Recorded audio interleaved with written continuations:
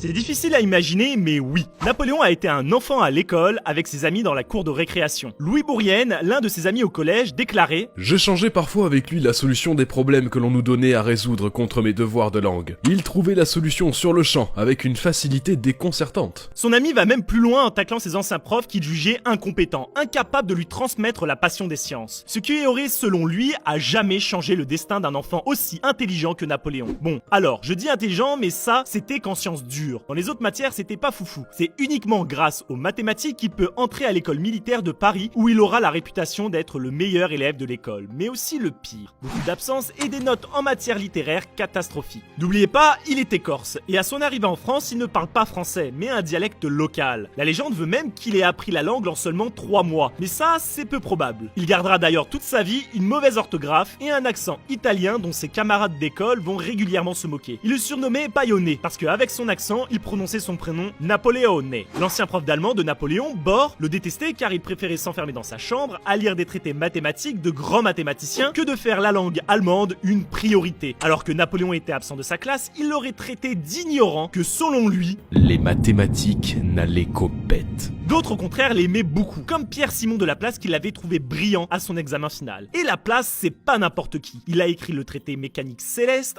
un ouvrage majeur en 5 volumes qui a transformé l'approche géométrique de la mécanique développée par Newton. Nous, à 16 ans, on est encore au lycée, mais lui fait déjà partie des 58 élus à être autorisés à passer l'examen du grade de lieutenant en second, toute école militaire confondue en France. En entrant dans l'armée, Napoléon se prend de passion pour le savoir militaire. Il apprend toutes les manœuvres et stratégies, les constructions de forts ou de tranchées. On pourrait penser alors que son intérêt pour la science allait disparaître. Un peu comme toi avec tes amis au collège que tu as oublié. Des potes, tu t'en fais de nouveau, la vie continue. Eh bien, pour Napoléon, c'est tout le contraire.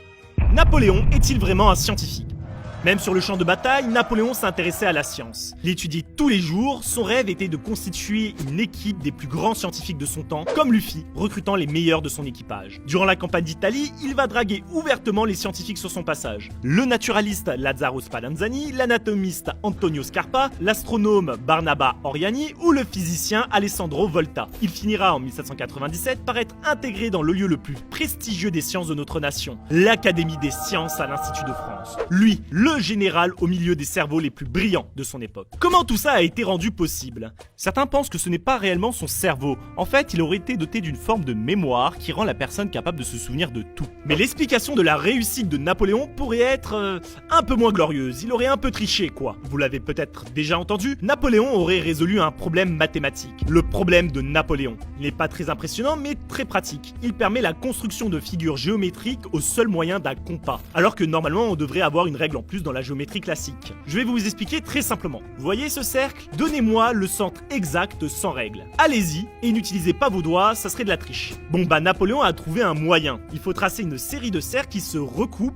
et un dernier qui permet de déterminer le centre. Il démontre ça à ses potes Laplace, Lagrange et Monge, qui sont parmi les plus grands scientifiques français de leur époque. Et... Général, nous nous attendions à tout recevoir de vous, excepté des leçons de mathématiques. Voilà comment on rentre à l'Institut de France. La douille, c'est que, vous vous souvenez, Napoléon était en Italie, pays dans lequel il a pu récupérer quelques trucs, dont un petit traité de géométrie de rien du tout, uniquement publié là-bas. Un traité qui résout justement ce problème. Quelle chance! Et c'est passé crème, personne n'a rien vu. C'est comme ça qu'il s'est mis ses potes dans la poche pour entrer à l'Institut. Et avec des pointures comme Monge, Laplace ou Lagrange pour appuyer votre candidature, c'était plié d'avance. Après, ce que je viens de vous raconter, c'est une des nombreuses théories des gens qui détestent Napoléon. Parce que quand on compare le problème et la solution proposée par le traité italien, c'est pas vraiment la même chose. Il y a de fortes chances que ça soit juste une coïncidence. Qui plus est, ce n'est pas le seul exploit de Napoléon. On lui attribue en effet 2 choses, la résolution d'un problème, le problème de Napoléon dont on vient de parler, mais aussi un théorème, le théorème de Napoléon, encore une fois, c'est signé. En résumant simplement, le théorème de Napoléon te permet d'avoir un triangle avec 3 côtés de même longueur à partir de n'importe quel triangle. Et à partir de ça, tu peux obtenir 2 points nommés points Napoléon. Ouais, ça sert pas forcément dans la vie de tous les jours, mais bon, fallait le trouver. Sur cette découverte, malheureusement, là encore, les historiens se battent pour savoir si c'est vraiment de Napoléon ou non. Comme quoi, même un personnage aussi célèbre peut garder des secrets. Mais revenons à cette histoire de Napoléon à l'Académie des sciences. Comment ça s'est passé ? Eh bien, ça lui a grandement servi dans son désir de conquérir l'Égypte. Lors des préparatifs pour le départ, il joint aux quelques 32 000 soldats 167 savants. Le but étant que l'aventure ne profite pas seulement sur les plans économiques et politiques, mais mais également au niveau scientifique et artistique.